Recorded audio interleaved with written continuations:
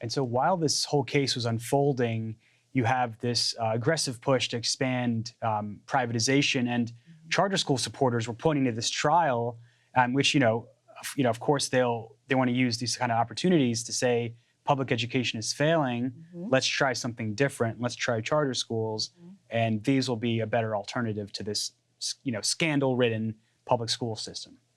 During the middle of our trial, the local paper released an article called D is for Darn Good Charter School. This is right during the middle of our trial. And the article was about how the trial was a reminder of everything that was sordid in Atlanta public schools. And then in the same article, it talks about how Drew Charter School is a symbol of hope and renewal. It was so blatant what they were doing, almost like saying, look at how awful public education has become. Let's fix it by opening up some more charters. Yeah, so on the day that the prosecution rested in the case, the governor at the time, Nathan Deal, introduced a proposal to create an opportunity school district. And this was a copycat of Louisiana's Recovery School District, which was used to turn most of New Orleans public schools into charters after Hurricane Katrina. So the timing of his announcement furthered that agenda because it was, the prosecution had rested, the media was sort of recapping what had gone on in the case, or at least what had been reported, which was a lot of the more sensational parts and not really giving enough airtime to some of the things that actually undermine the prosecution's evidence.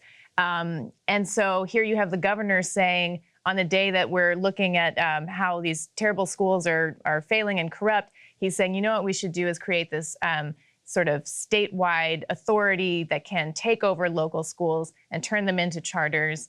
And so that was another way that the narrative around this case was serving to advance the sort of corporate education reform movement. And the book sort of ends on a somewhat of a high note, I guess, but you end by talking about how this was rejected by voters, and you talk about how the teachers, it was the NEA, one of the large teachers unions, end up spending some money in that campaign, which had otherwise the conversation had been dominated by these corporate interests. Can you talk about that?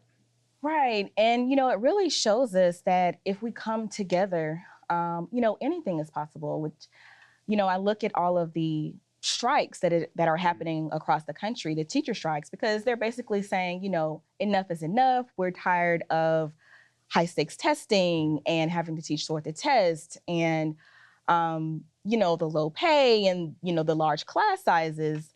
And so I think that the book is actually coming out at a really critical time because it helps us to put the pieces together as to how we even got to this point in the first place.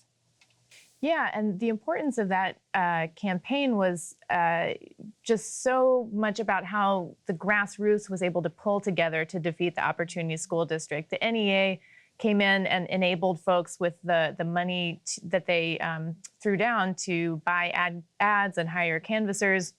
But it really started as an initiative among parents, teachers, and folks really from different political persuasions kind of coming together to say that this won't be good for our communities.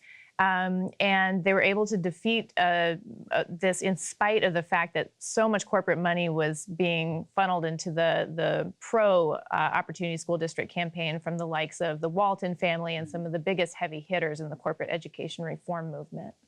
And so this would have allowed the state to sort of take over the most at-risk schools that were the ones that were the most underfunded and least resourced, and allow them to be subject to privatization and other reforms. Is that right? Exactly. And it was kind of a land grab because the local school districts would still be responsible for the costs of upkeep of the school buildings, but the state would be able to bring in whatever charter companies and they would have access to these buildings for free.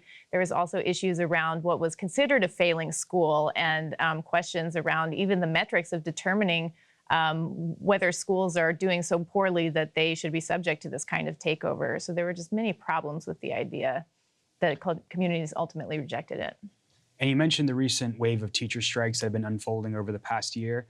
But do you think in a broader, we're seeing a broader change in the conversation around education and education reform in this country?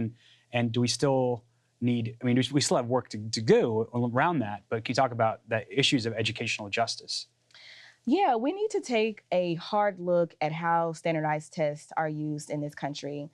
I think that teachers across the country are still complaining that they feel pressure to have to teach toward the test. You know, I have a 4-year-old now, and I would like for him to attend a public school, but I don't want his teacher stressed and, you know, feeling like she had to teach toward a test. I want him to be in a creative environment.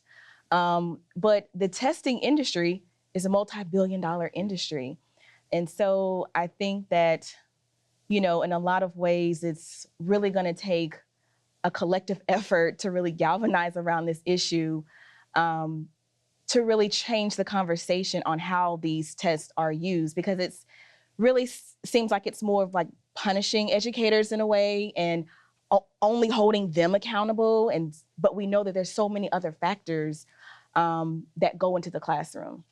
Yeah, and what a lot of people don't know is that the most successful countries, when it comes to the number one countries in the world around education, they don't use these standardized tests. Like Right. they have other forms of assessment that involve teachers and the students sort of collaborating on projects. But this is like a sort of I mean, it started in America, this whole idea of standardized testing as a form of assessment. Yeah, and I think that that has led to this sort of demonization of educators. One of my favorite slogans that has come out of this wave of teacher strikes is that our working conditions are children's learning conditions. So no longer sort of having this false division between what's good for students and what's good for teachers, but looking holistically at what's needed for students, teachers, and parents, and the whole community. Okay, we want to thank you both for spending this time with us, and Shani Robinson, thank you so much, and good luck with your appeal. We know that's coming up. Hopefully, the speaking tour is helping bring more attention to your case. And Anna Simonton, thank you so much for your work as well. Thank you so much for having us. Yes, we appreciate it very much. And thank you for joining us at the Real News Network.